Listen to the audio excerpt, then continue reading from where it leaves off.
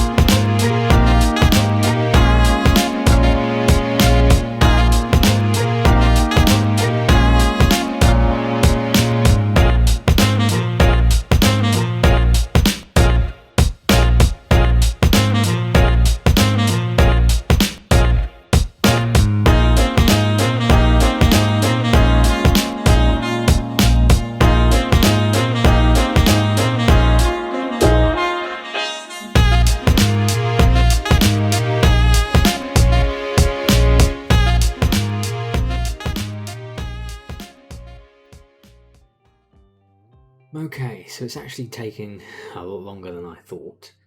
I'm adding in character descriptions. Yeah, done it for Zara, done it for Luther, done it for Eve, done it for Shelby, but some of them are sort of split between the two beginning chapters. I didn't want to just lump it in. I've tried to weave it in a little bit better. It's just taking a lot longer than I thought. I have had a break actually in the middle. I did go and have dinner, and now I'm eating jelly babies, which there is one left. And on a strange note, I'm surprised that each jelly baby actually has a different face on them, depending on the colour, which is nice because they used to do that with Milky Stars, and then they got rid of them, and now all the Milky Stars, I believe, are just blank, which I guess saves them money. So I thought maybe all the jelly babies would just be all the same, just different flavors, but they've actually got different designs for each one, which is nice. But I think this is the last one. This is the last one.